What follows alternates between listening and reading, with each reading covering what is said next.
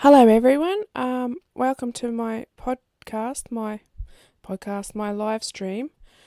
Sorry about the technical difficulties I just had. I don't know what happened then. I lost my. I set up a whole stream, and then I lost it somehow. But anyway, I will try to keep going. And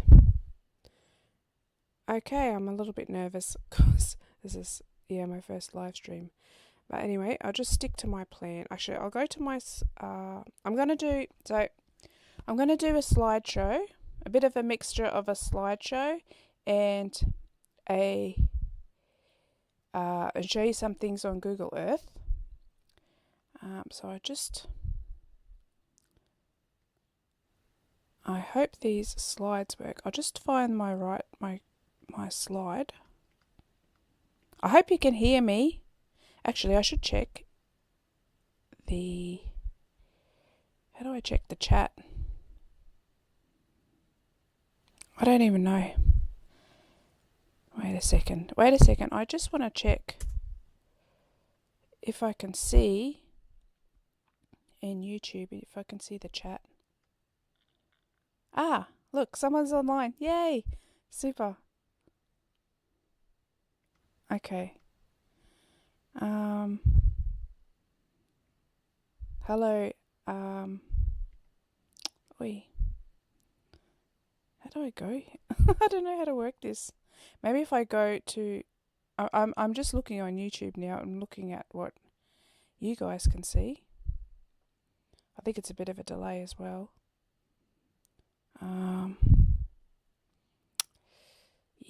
Where am I?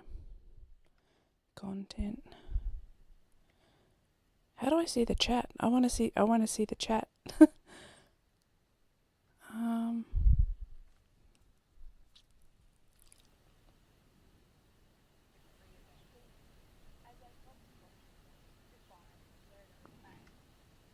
No, here.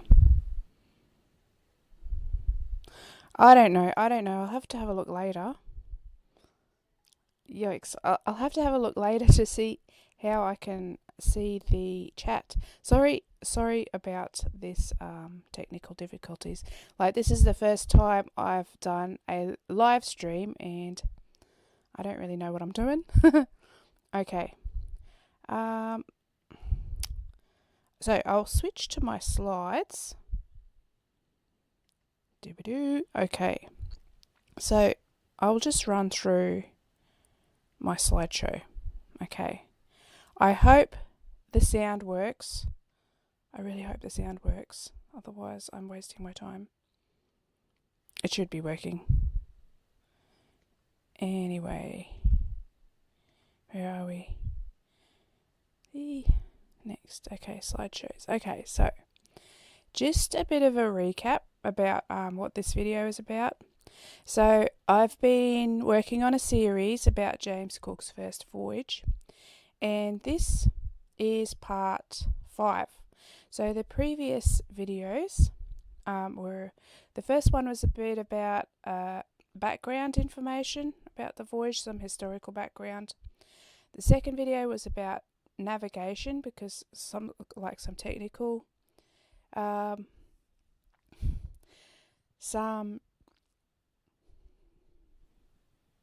the second video was about navigation, and I was talking about some of the technical background about navigation and about how in the old days sailors were navigating. In episode 3, it was a walkthrough. It was a walkthrough of the voyage from. I'll just get my laser. I got a laser pointer thing here. So a walkthrough of the voyage from London up to Tahiti here, and then the most previous episode covered from Tahiti and going around New Zealand. So, next slide.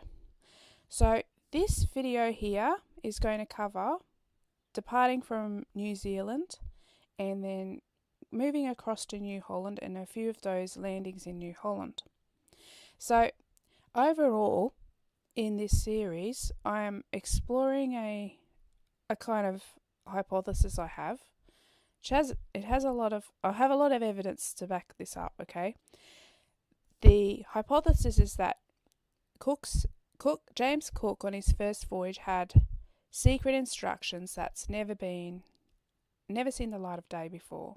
Okay, they're still unreleased, and they're unreleased for a reason. It's because he stuffed them up, and they had to suppress the instructions because he stuffed them up. So what these instructions were was that he was supposed to depart New Zealand from a place called Murderers Bay. Now, this was a place that was discovered by Abel Tasman, and then Cook was supposed to traverse across westward towards New Holland by exactly 22 degrees 41 minutes and land on the coastline at that longitudinal offset on the New Holland side. So I'll just open up Google Earth now.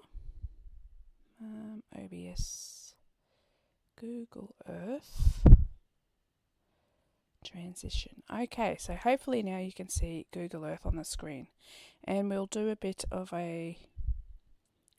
I'll just show you some things here. Okay, so here, so this shows the path of Abel Tasman. Now, Abel Tasman, in his voyage in 1642, so Abel Tasman marked coordinates of various locations during his voyage, and these are the 4 key locations that are relevant for this.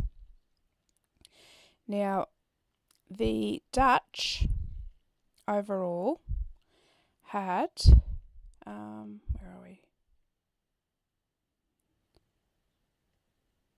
Here we go. Okay, so the Dutch had already, by the time Cook started on his voyage, the Dutch had charted these yellow sections here of the coastline. It's not really clear, from Abel Tasman's accounts, there's no Torres Strait. These are connected, and like New Holland mainland and New Guinea are connected. They're geographically contiguous, and Tasmania, or Van Diemen's Land, and mainland New Holland, mainland Australia, are connected. There's no straits there. Okay, so Cook is supposed to I lost my mouse. No,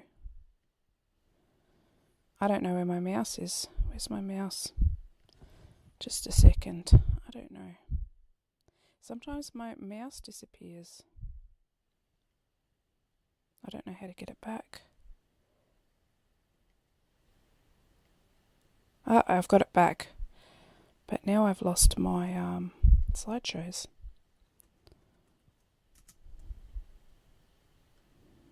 Okay, I'll figure that out later. Okay, so Cook's goal here is to depart from Murderers Bay and traverse across that 22 degrees 41 minutes. But what happens, due to a series of navigational errors, which I covered in the previous video, he doesn't leave from Murderers Bay. So Murderers Bay, Tasman's Murderers Bay, it's either this bay, like a double bay like that, or it's this bay here. It depends who you ask. So Cook should have departed from here somewhere, but where Cook departed from is here, which is Admiralty Bay. So because of that, because he's departed from the wrong place, as soon as he leaves New Zealand, the die is cast, so to speak. He's already stuffed it up. There's no going back. Okay, I just try to get my... Oh, yeah. Sorry. Yeah, okay. That works. Alright. I got my mouse back. I've got my slides back. Okay. Okay, where was I? Yeah, so Cook departed from Admiralty Bay. Now, where is Admiralty Bay? So here is Admiralty Bay in here. Now, the reason he departs from Admiralty Bay is that he has a sketch in a book that's on board with him, and he thinks that sketch is... Oops. Sorry, I'm just trying to find the slide. Just trying to get the slide up, but it comes up wrong. There. Okay. Practice makes perfect. I'll get the hang of this eventually. Okay, so here is Admiralty Bay. Now I'll just show you. This is a sketch from Abel Tasman's accounts of that same place. So Cook thinks this is Murderers Bay because he sees this sketch in Abel Tasman's accounts, and he thinks this must be the place where Abel Tasman anchored, because Cook's under this mistaken impression that Abel Tasman only anchored in one place in New Zealand. So he thinks, well, this must be it. This here must be Murderers Bay. So he takes his departure from this place here, and then proceeds across to New Holland. Okay, now go back to the slides again. Okay, now I talked about this more in the previous video, but I'll just get my laser pointer up again. Okay, so this chart here is something that I've put together. It's a composite chart. So it's two overlays. It's two charts of New Zealand overlaid. So there's a modern day coastline. So this modern day coastline has blue background and a white to show the land. And then I've overlaid onto that James Cook's chart. And I've overlaid his chart using Cook's own latitudes, longitudes markings on the side. So what the result is you can see how accurate Cook's chart is. Now, if you can see, the bottom of the chart lines up pretty well in terms of longitude. Same with the top, the northernmost extremity at Cape Maria Van Diemen. But this middle section here is way off. And you can see here in a bit more detail. Now, what's happened is Cook was supposed to depart from this point here, but he departed from around here. So he departed from this longitude here. And then this is where he started his 22 degrees 40 minutes across to New Holland. Now, because he stuffed it up, what he did when he got back to England and realised where Murderers Bay actually is, he moved Murderers Bay on his chart to his departure longitude. He had to do that because he'd already landed in New Holland, and that landing in New Holland had to be 22 degrees 41 minutes from the departure point. So he just moves Murderers Bay on his chart. Okay. Now this next slide shows, this is Tasman's chart, and I've just pimped it a bit and put some colour in it. So this here is bottom of Tasmania, or Van Diemen's Land. This is the South Island of New Zealand is here. North Island is here. And then Tasman just kept going into the Pacific, into not Solomon Islands, Tonga or Fiji, I forgot now. But anyway, what I want to show you on this map is here there's these little notches. Each of these notches depicts 1 degree in longitude. So what Cook's going to do, well, the plan is supposed to be go to New Zealand, count in notches 1, 2, 3, 4, 5, 6, 22 degrees 41 minutes, land on wherever the coast hits that line. That's supposed to be the plan. Now, why do the British want to do this? Actually, I can't see my presenter notes, so I don't know what the next slide is. I'm going to just show you this one here. This is a chart of Java La Grande. It sounds like a coffee or something. So this is a large land that lies south of Java and Sumatra. So this is often thought to be an early map of New Holland. I think this coastline here is actually the western side of the Gulf of Carpentaria, because it actually has the same compass bearing, this section here, as part of that. And yes, some of these islands look like this looks a bit like Grota Island as well in the what do you call it, Gulf of Carpentaria. But anyway, I think when the British were planning Cook's Voyage, they had this, and this might be something like what they would have expected the east coast of New Holland to look like. As this is supposedly this is derived from a really old Portuguese chart.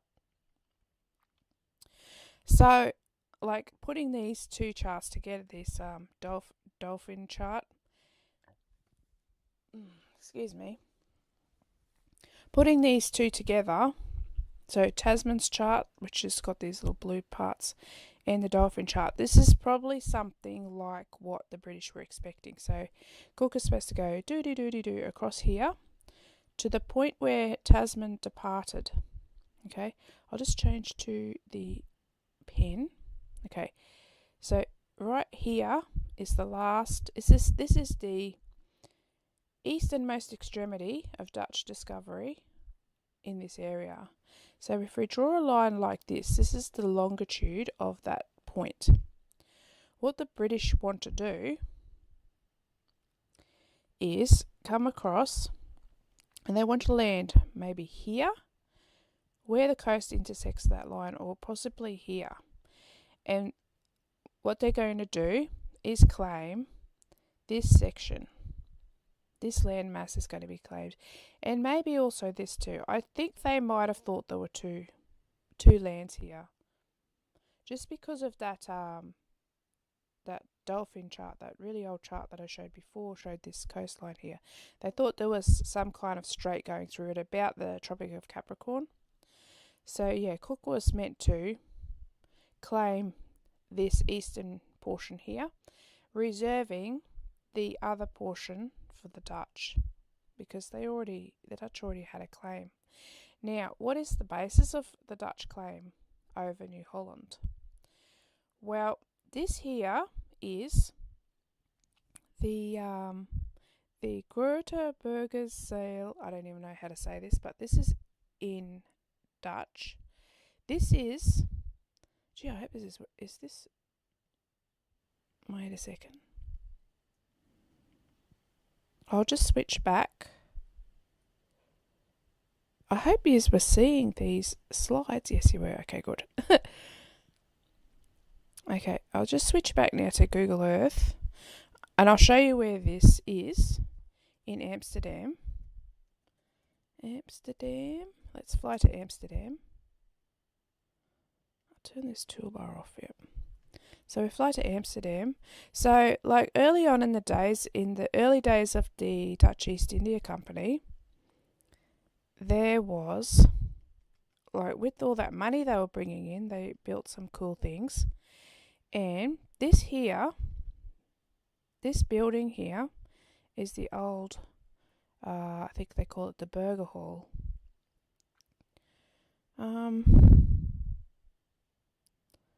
I don't know if this street view thing works. I hope this works. I hope you can see this. So yeah, this building here. So this building here, what I showed you before is the floor plan. I'll just go back. So this is the floor plan of that building. Now, if you see on here, it has the Spanish sphere of the world here, so the Western Hemisphere, and the eastern hemisphere of the world. So this is the Dutch depiction of the world. And it was made in tiles, in mosaic tiles on the floor of this building. Now, I just want to show you this here. This shows the eastern hemisphere, and you can see it cuts through New Holland. Now, the history behind this division of the east and west, you might already know about this, but back when the first colonizers really were the Portuguese, and the Portuguese pretty much dominated this area. They pretty much dominated here. They were in the Spice Islands, they were in India, and they were in Africa setting up colonies. And then the Spanish came along and wanted a piece of the action as well. So the Pope said, okay, well, Portuguese stay here and the Spanish can have like the Pacific side, the western side. And so that's why the Spanish went to the Americas and were in the Pacific. That was the first division, and then other colonizing powers came in, and then it all kind of fell apart from there. But the reason why, like, some people think that that's irrelevant when it comes to the Dutch or the British, but I think it might be relevant because the Portuguese were in this area. They were in this area first. Then in about the year 1600, the Dutch came in and conquered the Portuguese. So the Dutch are perhaps the successors of the Portuguese claim. So that would mean that the Dutch claim is also demarcated by this line, demarcated by this same east-west division. Now, when the British want to challenge this, they want to know, or if they want to challenge the Dutch claim over anything, they want to know what the basis of that claim is. But there's another possible basis of the Dutch claim over, particularly over New Holland, because Tasman, in his own right, planted the flag in Van Diemen's Land, claiming first discovery. So the question is, the Dutch claim over New Holland, is it based as because they're successors to the Portuguese and they conquered the Portuguese, or is it a question, or do the Dutch have discovery in their own right, like first discovery in their own right, because they've planted the flag themselves there? Okay. Oh, I can't see my notes. I don't know what the screen is. Oh, I think I was going to go back to the walkthrough here. Okay. So, last episode, I finished going around New Zealand. Okay, so Cook's in New Zealand. He's going to now depart. Okay, so let's get back to the walkthrough. So, he wants to go, I'll just show you why he wants to go these, 22 degrees, 41 minutes. Because what that is, this is the 5th of December, I think this is. This is Abel Tasman's a chart of Abel Tasman's coordinates for his 1642 voyage, and these are the key points that we're after. So the 5th of December is when Tasman departed from Van Diemen's Land. That was at 169 degrees. And on the 18th December is when he got to Murderers Bay. So the difference between these two numbers is that, 22 degrees.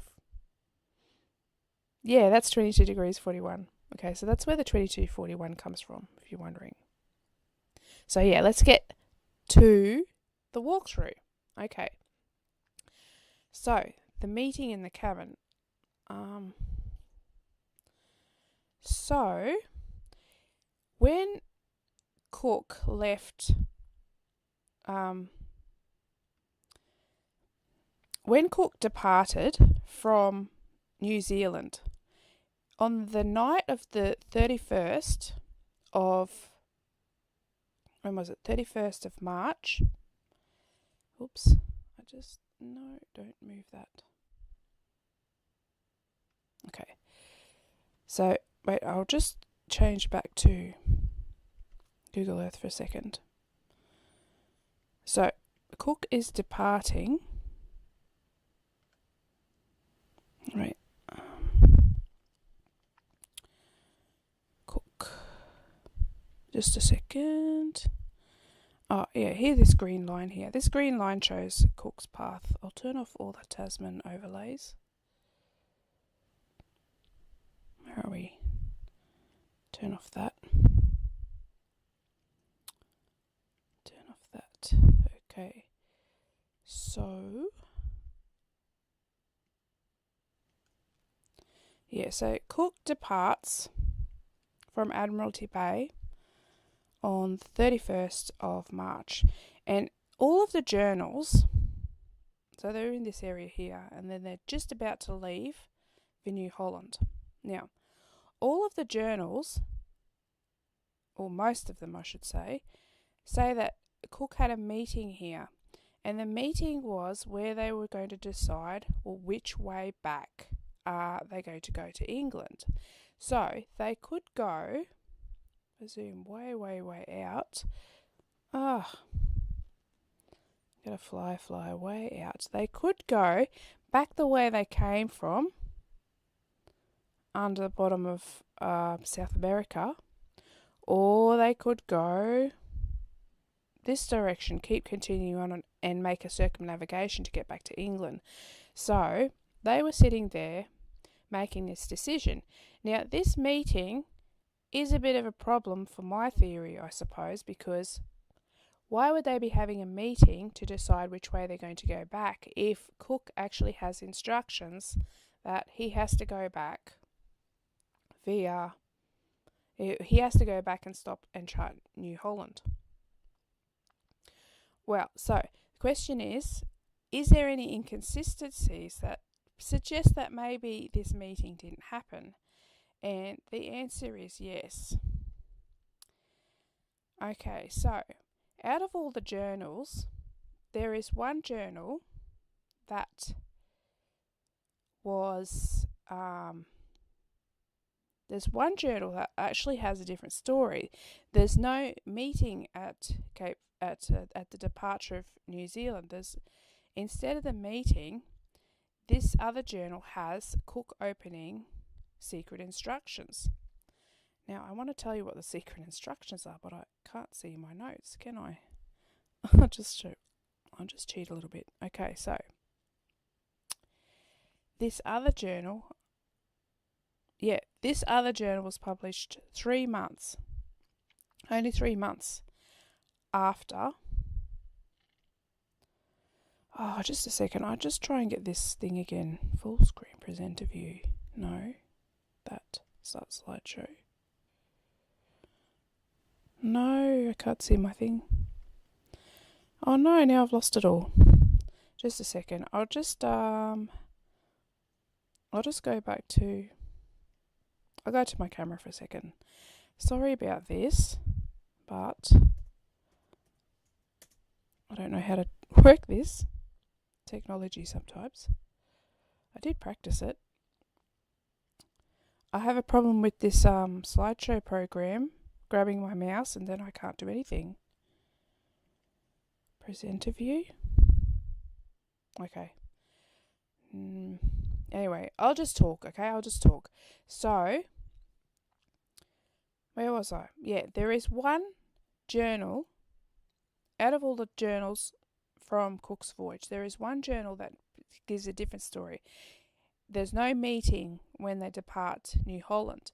Instead, Cook opens a set of secret instructions, okay?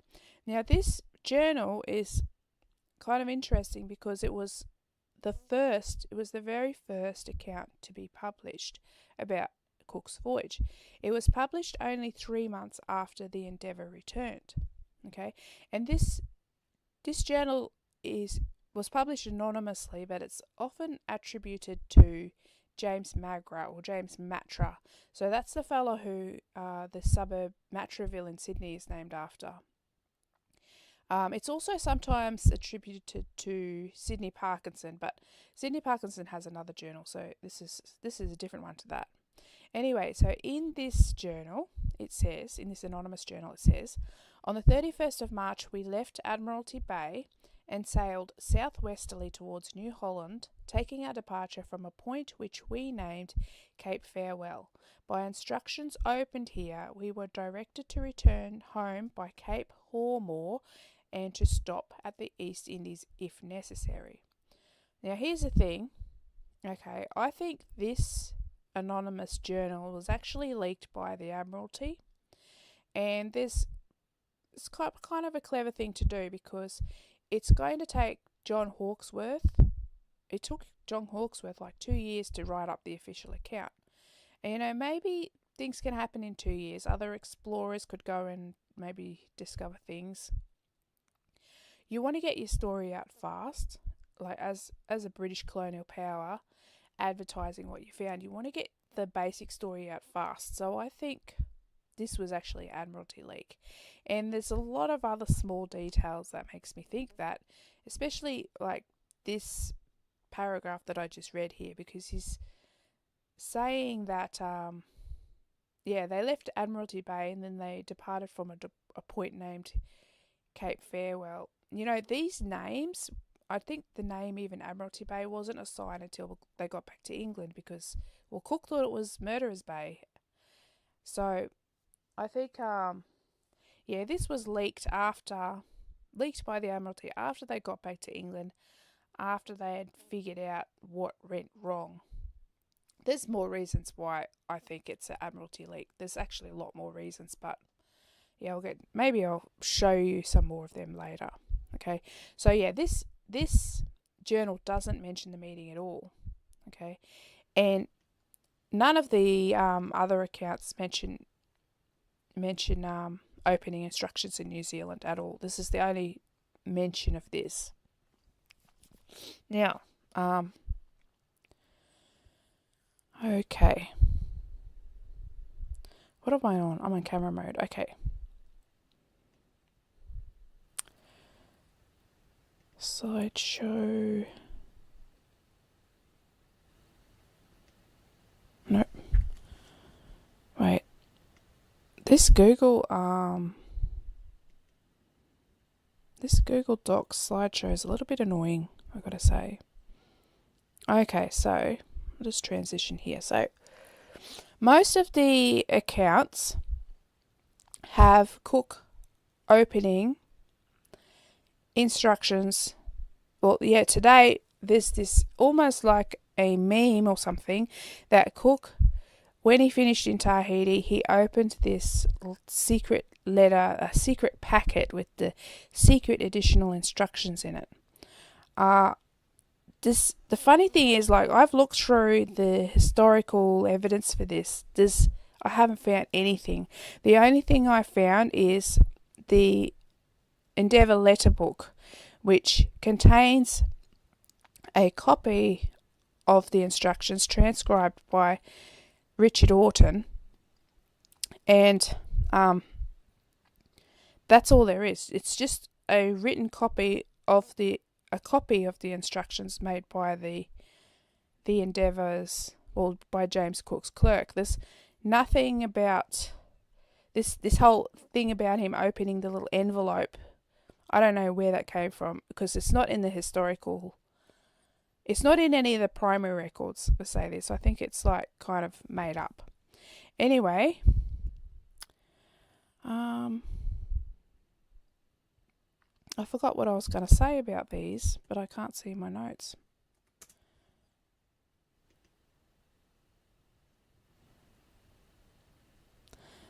Wow, this is annoying. Alright. You'll just see them. You'll just see my notes on the screen. Okay. Okay. Yeah, okay. The MS2 letter book. Okay, yeah, that's what I wanted to talk about. This letter book that was on the Endeavour, You can find it on the internet on Trove, and what it has is actually, let's just go there. I'll just see if this works. I'll jump on the internet. We'll jump on the internet together and see if I can show you the letter book. Where are we? MS2. Does it work? Please work. Yeah, okay. So here's the letter book. Now,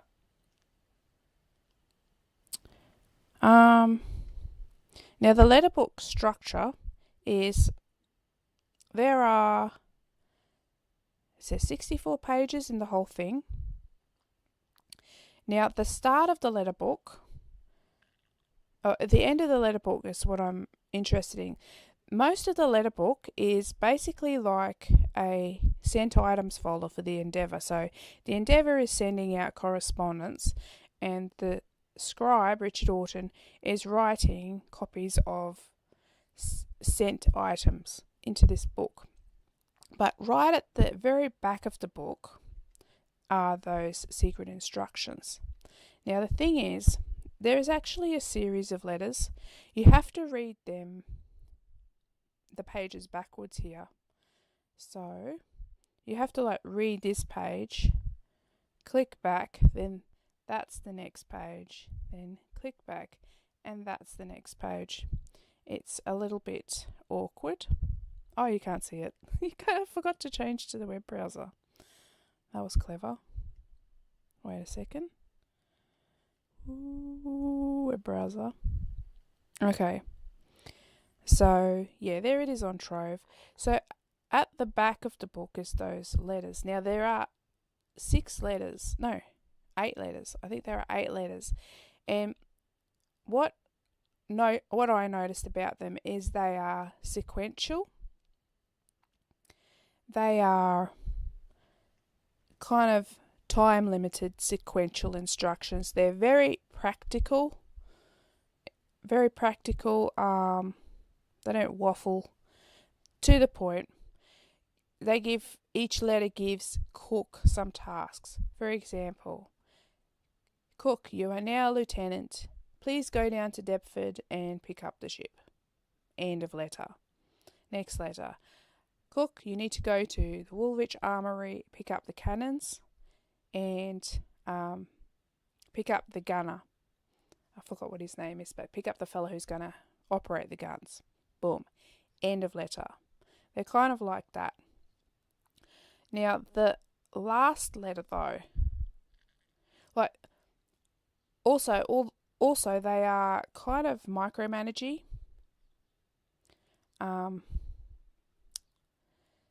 They are pretty detailed, don't leave really much to chance. Now, the secret instructions that's supposed to be open in Tahiti is in this series. It's the last of this series of 8 letters.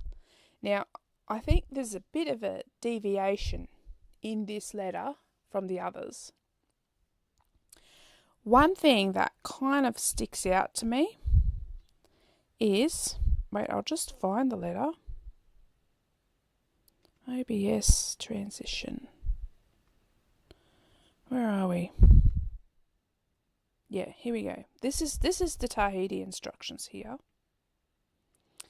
It says here, secret, additional instructions. The thing is, there are 8 letters in this series.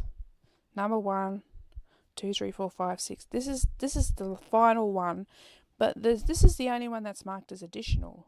Why would you mark it as additional if it's, it's additional. It's like the last one out of 8 of them. Like none of the others are marked as additional. I think that's just a bit odd.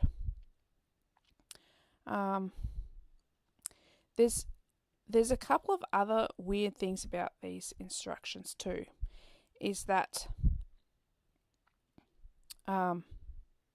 it shows some evidence of foreshadowing. So it says, for example, if you don't find that Juan Fernandez land with 50 million white people, that land that Cook was expecting to be in the like middle of the Pacific, like down south. If you don't find it, then go to New Zealand, chart New Zealand, then go home which way you choose. But it doesn't say, look, what are you supposed to do if you do find that large continent? Do you stay? Do you go home? Do you get to choose which way you go home if you find that continent? Right? If you find that continent, do you still have to go and chart New Zealand? It's not clear, right? I think that's a sign, maybe a sign that this letter was written after Cook got back by somebody who knew that that continent wasn't actually found. Okay. I think this letter, these instructions have been modified, or if not like completely rewritten, but I think probably modified, and they've done a bit of a sloppy job. There's another thing in this letter, in the secret letter, is the instructions about claiming lands. So, if I can find it, it says here somewhere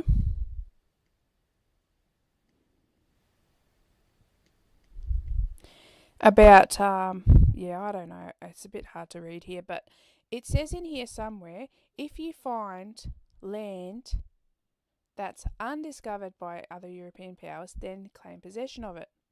But, what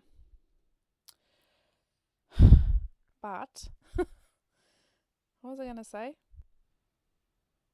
Yeah, but Cook went on to claim New Holland. And when Cook claimed New Holland, he said, I'm claiming New Holland, but I know it's already discovered by the Dutch, but I'm going to claim it anyway. Now, that seems very much contradictory to what this says, because this says claim lands that are undiscovered. Okay, so where is Cook's authorization for claiming New Holland? Given that it is already at least partly claimed by the Dutch. Okay, these are the reasons, these are the reasons why I think these instructions are maybe not the real deal. Now, another thing about these Tahiti instructions, and those. One other thing about these instructions is that this is the only copy of them. Now, if these were issued by the Admiralty, there should be a copy in the Admiralty somewhere, especially for something this is important, that's giving authorization to an explorer to go and claim lands. You would definitely want to keep a copy of that, like safely. But this here in the Endeavour letterbook is the only copy. And this was written in the handwriting, like the whole book is written in the handwriting of Richard Orton. Okay, these are not the actual instructions issued, with the signatures of the fellas from the Admiralty authorizing it. These are just copies. Okay, and it was written by Richard Orton, and Richard Orton survived the Endeavour voyage. So there's a chance this was written later back in England, and I think they were. I think they were probably based on the actual instructions, but they were modified, and the modification was a bit sloppy because of the reasons that I gave before. Okay, so let's go to Google Earth again, and I'm going to do a bit of a tour. Okay, so we are finally, actually, how long have I been going for? An hour or something, but we're going to leave New Zealand finally. Okay, so, steps. Where are we? Okay, 17th and 18th of April. Okay, so, Cook traverses across the Tasman Sea. Now, something interesting. Can you see this? Yep, okay. You should be able to see that, I hope. Oops. Where am I? Yep. Okay, on the 17th of April, he writes in his logbook, and Okay, he doesn't do any lunar distance the whole way, which is just bizarre. If he really was using lunar distances for determining longitude, you'd think he'd be doing it every day going across, because lunar distances, like, it's made for this kind of trip, for going open ocean, rocky boat. You want to know your longitude, you should be doing this every day. But for some reason, no lunar distance is taken until 17th of April. And anyway, so on this day, Cook takes his position, and what he finds is, if I click on one of these, I think I can see the journal entry. Okay. The weather soon cleared up, after little after 11 gave us an opportunity of taking several observations of the sun and moon, the mean result of which gave 207 degrees 56 minutes west of longitude from the meridian of Greenwich. From these observations, we have a difference of 22 minutes, and this error may be in one as the other. So what he's done here is he's used old school log dead reckoning to determine his longitude up to this point. And on this day, he takes an astronomical observation. And the difference between the log and the astronomical observation is 22 minutes. And I'm thinking, wow, 22 minutes, because isn't that an amazing coincidence? Because if you watched my previous video and how I had this kind of search zone, the Murderers Bay search zone, the diameter of that is about 22 minutes. Okay, so what I think he's doing here, well, he departed from here, but he's introducing 22 minutes in longitude of uncertainty. So that would help smooth his way for fudging things later on by 22 minutes in this direction, so that he could, move his departure point. I think that's what he's doing here. He's giving himself some wiggle room. Now you might think, oh, I'm crazy. Like, oh, what do I know about this? It was perfectly legit for Cook to write something like this. But I'm going to say this. Even William Wales, who's an astronomer who went through all of Cook's lunar distances, kind of did like an audit of them, he said, this is a bit weird. Even he's like, I don't know why Cook did this. He was a bit confused as well. So, yeah, anyway. On the 18th of April, the next day, on the 18th of April, he makes another observation, and he says in his journal that he thinks he's I'll just find what he wrote. Okay. He does a bunch of calculations. They see a pintado bird and some albatrosses. They see the first signs of land. And he writes this. This is what Cook writes. By our longitude, we are a degree to the westward of the east side of Van Diemen's Land, according to Tasman, the first discoverer's longitude of it, who could not err so much in so short a run from this land to New Zealand, and by our latitude we could not be above 50 or 55 leagues to the northward of the place where he took his departure from. So I just want to say this carefully. By our longitude, we are a degree to the westward of the east side of Van Diemen's Land. So that actually places, so this is where he is. You can figure out his position just by extrapolation from the day before. This is where he is. This is where he thinks Tasman took his departure from Van Diemen's Land. So this here is where Cook thinks Van Diemen's Land is. Okay? He thinks, so, some people think, oh, did Cook know, when Cook actually made landfall, did he know he was at the entrance to the Bass Strait? It's like, no, perspective, from his perspective and frame of reference, he would think, like, by the time he sees the coastline in New Holland, he's already halfway through the Bass Strait. He's already overshot the east coast of Van Diemen's Land. Okay, so So by the time he hits land, by the time he hit New Holland, then yeah, for sure he thought he was in a strait. For sure. So, oh yes, one other thing. This position here,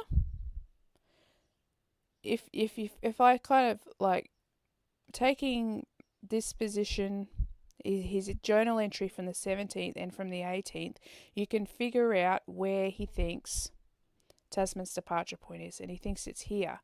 Now, this is this error coming back. Now, if you watch the last video, I said how he made this 1 degree error in calculating the correct value to correct for Abel Tasman's longitudinal error in Cape Maria Van Diemen. He made that 1 degree error. He's made this same error again here, because if you take Tasman's points. Okay, so this little flag here is where Tasman said he took his departure from. If you correct it by 55 minutes, you get here. It should actually be an extra degree, which would be here. Cook has he's looked up in the table the departure longitude for Tasman's departure, and he's corrected it. He's changed it to west of Greenwich, which is what he's using, and he's corrected it by 55 minutes. The fact that he's corrected it by 55 minutes and not 1 degree 55 minutes is a result of that.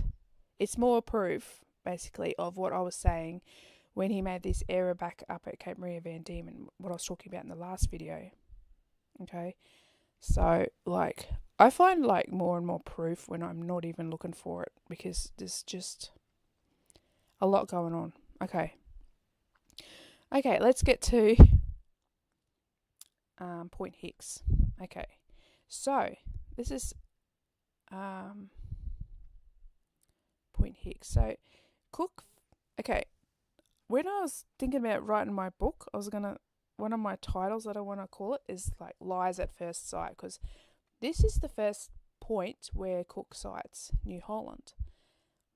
But the point that he sights it is here. It's in the middle of the ocean. Okay, and this red line here depicts Cook's coastline on his chart. He's actually tried to make this coastline look like it goes down to the south. Now, I'll just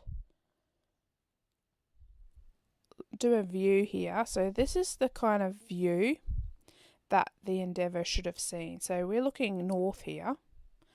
If we look towards the west, you can see that the land is tending off to the west. If you look towards the south, there's definitely no land there. There's no land to the south. But the thing is, all of the journals, and this is even that anonymous journal, says that the land tends to the south here. So how could every single journal on the Endeavour get this wrong? Yeah, it's because the story has been massaged a lot. And, this is another reason that James Magro anonymous version journal that was published, when was it? 3 months after the Voyage went back. Even that says the land tends towards the south here. If that was a genuine leak, a genuine leak from some sailor who just was keeping his own journal in secret or something, it wouldn't have said that, because the coastline doesn't lie. As I've said before, the coastline doesn't lie. The land simply does not tend down to the south here. Now, it's really quite funny how many excuses are made by, I guess, pro-colonial people about why Cook put this out. Why Point Hicks is in the middle of the ocean. There's been excuses like cloud banks. The thing is, he was in the area for about like at least 6 hours. Like clouds don't look like land for 6 hours. They will move and dissipate, and there's just no way that they genuinely thought there was land here and that the coast tended down to the south. This is a sign that the whole story was massaged. Now the reason why, another thing is that the Point Hicks is at exactly 38.0 degrees, kind of a round number, kind of like somebody made it up. Yeah, so I think this shows that the story was massaged quite a bit. One other thing, they reckon they made landfall here, but Sidney Parkinson, who is somebody who died on the return journey, he wrote a letter when he was in Batavia, and in that letter he said that they hit the coastline further north. So maybe they hit the coastline further north, came back down and went back up again. But funnily enough, Sidney Parkinson's, the letter that he sent, he said he hit up here somewhere. But in Sidney Parkinson's journal that's been published, it's got it more further south. So I guess they forgot to massage. They couldn't really get all the details under control because people send letters from Batavia to their friends. And that would have been not confiscated and not part of the massaging of the story.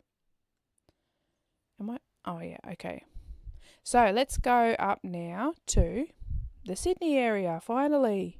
Okay, and there's going to get into the fun part. Okay, so I'll just do a bit of a, orientation. If you're not from Sydney, you don't know the area, maybe you're one of my friends in Germany who've never even been to Australia and you don't know. So I'll just give you a bit of just give the bearings a little bit. Okay, so I'm going to show you the landing monument. So this is Botany Bay here. And this here is where Cook landed. Now I've got a little video because I went there. Where's my videos? Video playlist. Message. Okay. So this is the landing monument, a video of the landing monument that I made. And they're building a new building something there. Oh no, I can't pause it. I thought I could pause it. Oh no, it's going to play all the way through. Okay, anyway. Can I pause it here? Here. Okay, pause. Okay. I can go back. Yeah, okay. I just want to show you this. So that's the landing monument. And behind it is this artwork with these whale bones. Now, the fellow who I went to on this trip with, Philip. Hello, Philip, if you're watching. And his daughter, thanks for taking me out. That was a really cool day. But he says that these little whalebone things depict the approximate size of the Endeavour. Anyway, this is where they supposedly landed, and there's this landing monument there. So that's here. Wait. Studio mode. Google Earth. So that's here on the Google Earth, and here's Botany Bay. So this is the Botany Bay, and we've got the airport runway. The main Sydney airport is here, with the runways jetting out into the bay. So this is where Cook landed. Now it's quite sandy there. I will just go back and play a bit more of this video. So maybe I'll just play the whole way through because I don't know how to work this. I don't know how to pause it. So there's the new jetty that they're building there, right at the monument. And they're going to have a ferry that goes from La Perouse down to the other side. Now here is the this is funny because this is an extract from Cook's journal, and it's got here the latitude and longitude of the place where they anchored in the bay. And this longitude is not in Botany Bay. It's actually 16 kilometres out of shore, like out to sea, further out to sea. But I'll tell you what this is later because it's pretty funny. Now, here's just behind the landing monument. There is a spring nearby, and this spring is what the Endeavour fill up their water with. So you can see like this really cool vegetation. This shows here, there's a little old house there, and then there's this where the spring comes out to the water. So it's really pretty there. And yeah, that's where the spring goes out.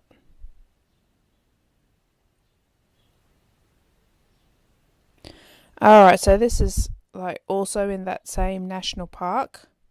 So the Endeavour would have gone around these, it would have sailed past these rocks here. Pretty spectacular. I just put this in because it looks cool. Okay, so now this is the La Perouse Monument. This is on the northern side of the bay. And so that is the La Perouse Monument. The red building is the La Perouse Museum. And then there's this like castle looking thing on the top behind it. Ah yeah. This is okay, so now we've gone further north. I'll show you where this is later, but this is in the Sydney Harbour now. This is not in Botany Bay. This is further north, and there's this interesting rotunda. And this rotunda here, you can just see it in the background there. That's a kind of fascinating thing to me. The positioning of these things is really interesting. But I'll have to show you on Google Earth where they are. So that is the government house. There, like the New South Wales government. Oh yeah, there's this rotunda. Here's the rotunda. I'm a bit obsessed with this rotunda because of where it is, the position. And on the top of it is this hand with a knife in it. It looks kind of freaky, but the rotunda was put there by Governor Macquarie's wife, and they are Scottish. And yeah, they're Scottish, and that's just their like their coat of arms or something. So go back to Google Earth again. Google Earth. So I'll just show you where some of these places are. So yeah, so there's the landing monument in Botany Bay. Now, La Perouse. I'll show you the La Perouse thing.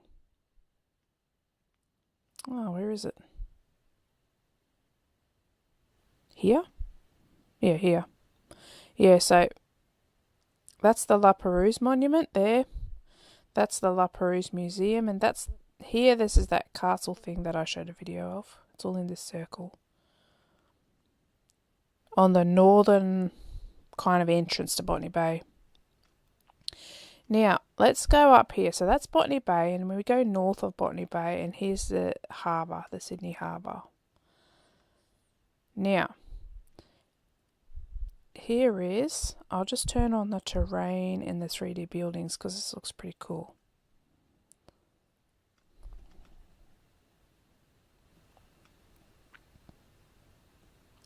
So we got like, can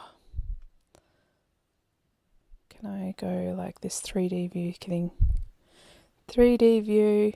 Okay, so here's a Sydney Harbour Bridge and the Opera House, the famous things, and the CBD. Okay, now I'm going to show you some points here that I think are really interesting. So we got Government House. So in the video before, I was filming from around here somewhere, and I did 360. I was showing across the harbour to Kirribilli House, which is over this side. So there's Kirribilli House, just on the other side of the harbour. Then we've got Opera House and Government House. And this rotunda is here. This rotunda with the hand with the knife on it. Okay. So I showed you these places. What's this thing here? Oh yeah, the floor plan.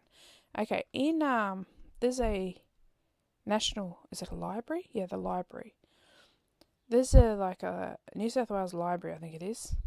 Now this is the New South Wales Library building, and what's interesting is here, I didn't actually go in there because I didn't know about it until after, but in here there's this tile mosaic, and it's a lot like that the one in Amsterdam that I was showing before, but it's a Tasman's. It's got Tasman's map, like a map made by Tasman on it. Now, what's this one? Oh yeah, that just shows Botany Bay. Okay, so here's all these places. Now, I'm going to draw a line through them. 151.13. Look, this longitude, 151 degrees, 13 minutes, goes through like all these places. So, yeah, I just got to say, see down here, it's got 34S, 151 east. That's showing where the mouse pointer is. So, just so you know, that's what when I got the mouse over something, that's the longitudes of it, the latitude, longitude. Now, see how these are all in a line. These are all in pretty much in a straight line, all the way up to into Sydney Harbour. And what I think's super interesting, this line goes pretty much straight through the rotunda. Now that rotunda was put there by Macquarie's wife apparently. So, you know, it's old. Government House and Kirribilli House straddle the line. Alright? Now, okay, what I was saying before, Cook left New Zealand, went across 22 degrees 41 minutes. So what if we go the reverse from this axis here? Where do we end up? Let's go across 22 degrees 41 minutes. We get here 173 degrees 54 minutes. So that's here. Now, see this arm here? This arm of the bay. This is actually the westernmost point that Cook went and charted when he was there. Like, he went on a little excursion with the boat, not in the ship, in the boat, and that's where he ended up. Now I'll just show you his chart of Queen Charlotte Sound. Okay, this is, mind you, this is placed as per coordinates. Yeah, it's all off because, yeah, he fudged the chart. He fudged everything, shifted it all to the east. But this arm here is, basically, it is the westernmost extremity of Admiralty Bay. So there's an alignment there. It seems like he has done exactly, well, what I said he's done, you know. He thinks this is Admiralty Bay. He's left Admiralty Bay and he's landed on New Holland. That landing monument is the exact right longitude from this western arm here. Okay, now let's look at a couple of other things now. Okay, so Cape Stephens. So Cape Stephens, this is what I think is the real Cape Farewell. Let's go back to the Sydney side and see. Well, go back 22 degrees. What is it? 20, whatever it is. I forgot now. I'm getting tired. Anyway. So that ends up with, no, that's not it. This line here. Sorry, yellow. Here. This line here. So, I'm going to show you something. This is wild, okay? See this? Port Jackson is the first entrance that is after the start of this line. This is if you're going from Cape Stevens, then Port Jackson is the candidate landing place from here. Okay.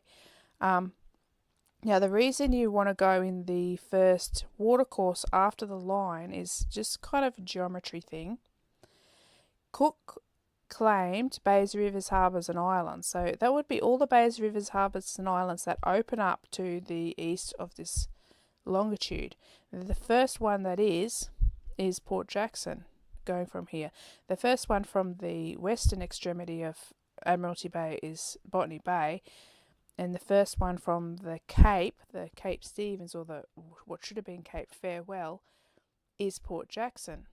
Okay, now you'd want to land on the south side, because this if you land on the north side of this bay, like see how he's landed on the south side of the bay here in Botany Bay. Let's say he probably landed on the south side of Port Jackson as well.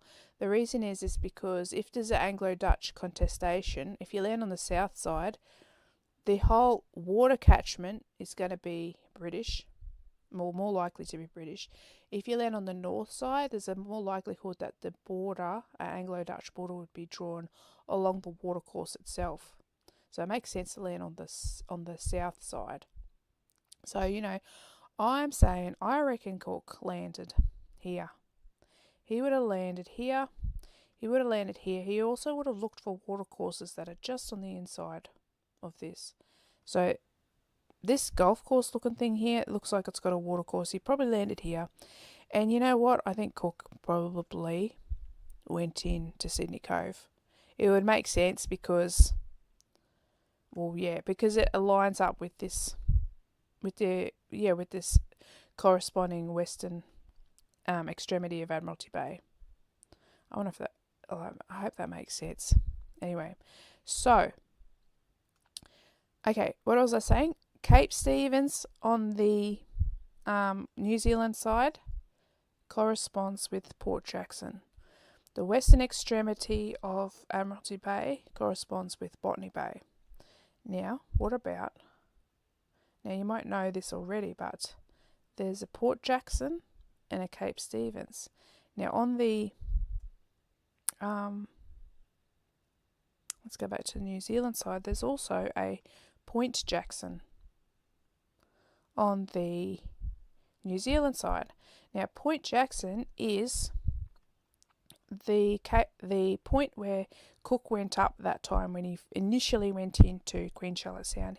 He went up here, he looked out and he saw this little island here, and he was looking out and he was going, oh, one of these places must be Admiralty Bay. This is the Point Jackson. Now if you go your 22 degrees 41 minutes back to New Holland, where do we end up on that side? Let's have a look. Point Jackson corresponds with, drum roll, Port Stevens. Jackson, Stevens, Stevens, Jackson. Okay, he's made like a memory device so he remembers what's what. So, okay, so on the New Zealand side, that was the top of Queen Charlotte Sound. Well, Queen Charlotte Sound was another Murderers Bay candidate. So if it turns out that Queen Charlotte Sound is Murderers Bay, then Port Stevens would be the target. Okay, now look, it's not exactly the first watercourse that opens up after this, like on the east of this line. I think this is Lake's Entrance or Lake Macquarie or something. This doesn't look like it would be in natural conditions navigatable. Like this looks like has to get dredged to keep open. There's also this river, the Hunter River, and this is Newcastle. Yeah, maybe that's not so easy to see if it wasn't getting flooded. Maybe that gets silted up as well. He seems to have missed, 2 opportunities there, or maybe he was just like playing it safe and thought it's better to go too far east than west, because then you're not going to be on the wrong side of that like Dutch border that they're imagining. So yeah, Port Stevens Port Stephens is the corresponding point for Point Jackson on the New Zealand side, and Port Jackson in the New Zealand side corresponds with Cape Stephens on the Cape Stephens on the New Holland side. I get it out. Okay. All right. So that's basically why Cook. Yeah. Okay, so that's why Botany Bay is the first landing. Yeah, it's because of this thing they were trying to do. Okay. Alright, I was going to talk about La Perouse. Should I talk about La Perouse? Now, you know what I'll do? I'll just go and check if I got comments. If I can. 4 views. No, that's not it.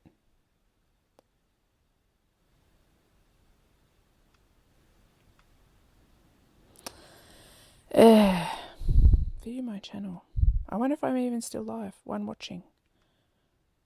6 watching. 6 people watching. There's people watching. Okay. I'm looking at your comments. If there's comments.